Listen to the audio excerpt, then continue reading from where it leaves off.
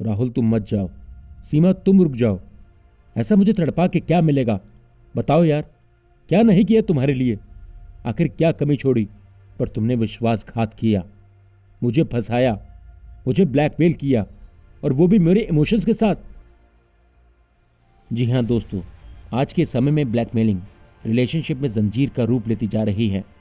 हम देखते हैं कि आज के दौर में इमोशनल ब्लैकमेलिंग बहुत ज़्यादा है। ये अपनी बात मनाने का तरीका है जिसमें आप भावुक होकर पिघल जाएंगे और सामने वाले की बातें उसका कहा मान लेंगे, और आप कुछ कर भी नहीं पाते क्योंकि इमोशनल हो जाते हैं और आपका दिमाग इस पर काम करना बंद कर देता है, और इस वजह से आप कई गलत चीज़ों पर भी उनका साथ देने लगते हैं। तो आइए आज इस वीडियो में ऐसी ऐसी टेक्निक्स, ऐसी ऐसी चीज़ें बताएंगे जिससे आप इमोशनल ब्लैकमेलिंग को डील कर पाएंगे। तो बने रहिए वीडियो के अंत तक और चैनल को सब्सक्राइब करें, लाइक करें और बेल आइकन को दबाकर संकेत दीजिए कि आप रेडी हैं। इमोशनल ब्लैकमेलिंग आपके साथ कब हो रही है ये कैसे जानें? जब आपने कुछ गलत नहीं किया लेकिन फिर भी एंड में आपको ही अपनी गलती माननी पड़ रही है।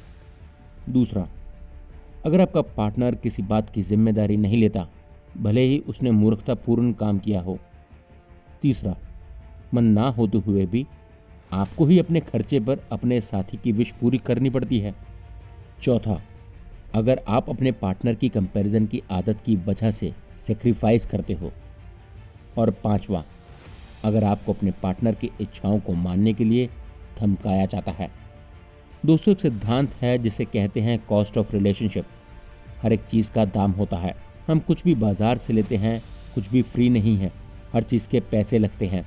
ऐसे ही किसी भी रिलेशनशिप को मेंटेन करने के लिए, चलाने के लिए उसकी कॉस्ट देनी पड़ती है। उसको बोलते हैं कॉस्ट ऑफ रिलेशनशिप मेंटेनेंस। यदि आपकी कॉस्ट ऑफ रिलेशनशिप ज़्यादा है और रिटर्न कम है तो आप मान लीजिए आप कहीं ना कहीं ब्लैकमेलिंग का शिकार हो रहे हैं। और यदि आपकी रिटर्न भी उतनी है जितनी आप कॉस्ट इन्वेस्ट करते हैं, प्राइस इन्वेस्ट करते हैं, यानी आपका रिलेशनशिप सक्षम है, तो आप देखिए कि आपको रिटर्न में उतना ही रिस्पेक्ट, उतना ही प्यार, उतनी ही आपकी बातों की अहमियत मिल रही है जितना आप उनके रिलेशन में इन्वेस्ट कर रहे हैं, कॉस्ट दे रहे हैं। यदि मिल रही है और ये आंकड़े 80 या 90% के आसपास हैं, कम या ज़्यादा, तो आप सही जा रहे हैं। और यदि आप खुद सोचो कि सौदे में आप 10 रुपये लगाओ और 5 रुपये का सामान ही मिले, तो ऐसा रिलेशनशिप ज़्यादा दिन नहीं चलता।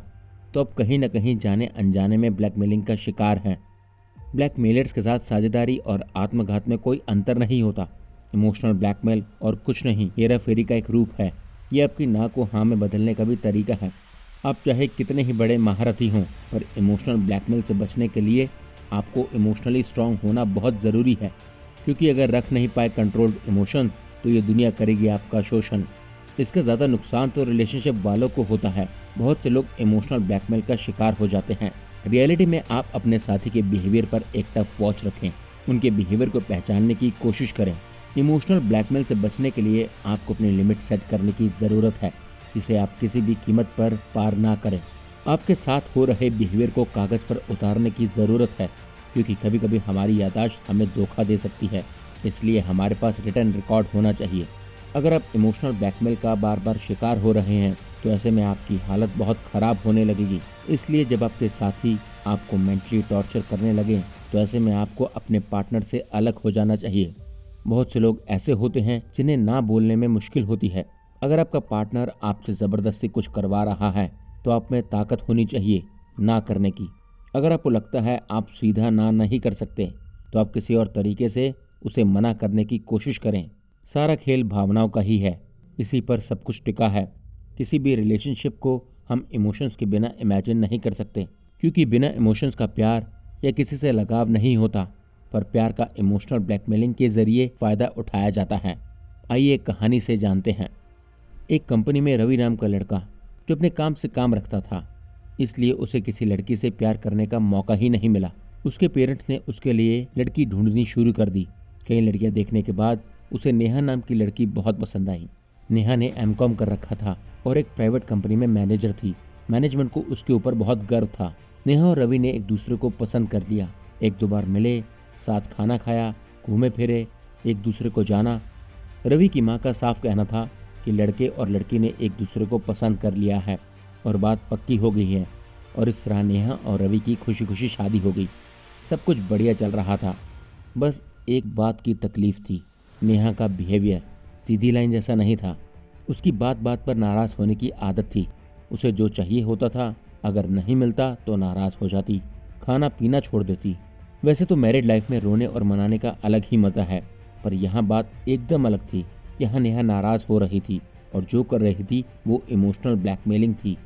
शुरुआत में तो रवि ने सब सहा, पर बात गले तक आ गई तो परेशानी होने लगी। वो घंटों घंटों नेहा को समझाता, कहता जो तुम कर रही हो ठीक नहीं है, तुम्हारा हर मामले में रोक टोक लगाना ठीक नहीं। और ऐसे उसकी वाइफ उसको इमोशनल ब्लैकमेलिंग करती रहती और वो बेचारा सहता रहता। कई बार इमोशनल अटैचमेंट के नाम पर ब्लैकमेलिंग का शिकार होते रहते हैं और जब हमें सच्चाई का पता लगता है तो हमारे पास सिवाय अफसोस के कुछ नहीं होता। इमोशनल ब्लैकमेलिंग को समझने के लिए उदाहरण है, जैसे हर वक्त रोना धोना, अपनी बुरी फाइनेंशियल कंडीशन डिस्क्लोज करना, मैं जी नहीं सकता, तुम बिन मर जाऊंगा, कहीं तुम छोड़ोगे तो नहीं, मैं तुम्हारे लायक नहीं। ये सब रिलेशनशिप में इस तरह के जेस्चर इमोशनल ब्लैकमेलिंग के होते हैं। अगर कोई इस तरह की बातें करता है तो उसको समझाने की कोशिश करें, लेकिन अगर कोई इन इमोशंस के जरिए फ़ायदा उठाता है तो उसकी भावनाओं को जानकर उससे दूरी बना लें। कई बार रिलेशन में लोग हर दिन अपनी गरीबी या मजबूरियां गिनाकर आपसे पैसा लेने की कोशिश करते हैं। इससे रिलेशन अनहेल्दी होता है। अगर आपको इमोशनल ब्लैकमेलिंग की पहचान होगी तो धोखेबाज से खुद को बचा सकते हो। किसी रिश्ते की इनसिक्योरिटी से बाहर आने के लिए खुद को मजबूत करने की ज़रूरत है। हर वक्त खुद को कमज़ोर या अपनी कमियों को दिखाने से कभी भी इस तरह की कमियों को दूर नहीं कर सकते। ऐसे में आपको 7 पॉइंट्स बताता हूँ। पहला, दिल की बात बताएं। दूसरा, पार्टनर को समझें। तीसरा, रिलेशनशिप में फिल्मी ना बने। चौथा, रिश्ते में पॉजिटिव इमोशन इन्वेस्ट करें। पांचवा, अपनी कमियों को दूर करें। छठा, हेल्दी रिलेशनशिप टिप्स की मदद लें। सातवां, एक दूसरे को समझें। इस तरह आप इमोशनल ब्लैकमेल वाली हैपनिंग्स को ख़त्म कर सकते हैं। कंक्लूजन, कई लोग ये मानते हैं कि अगर कोई रिश्ते का सम्मान करता है, दिल नहीं दुखाता, वो सही है, उसके साथ रिलेशनशिप लंबा चलता है। हमेशा इस बात को याद रखें, बेहिसाब प्यार करें, लेकिन किसी के प्यार में इतना भी अंधा ना बने कि आपको इमोशनल अटैचमेंट और इमोशनल ब्लैकमेल का पता ही ना चले। आपको इमोशनल ब्लैकमेल से बचने की ज़रूरत है, तो जो इस वीडियो में बताए गए रूल्स हैं उन्हें फॉलो करिए, इम्प्लीमेंट करिए, जिससे आप इमोशनल ब्लैकमेल की प्रॉब्लम्स ओवरकम कर सकते हैं। And then you know how to deal with emotional blackmail. और इसी के साथ हमारे इस चैनल को सब्सक्राइब करें, लाइक और शेयर वीडियो को ज़रूर करें।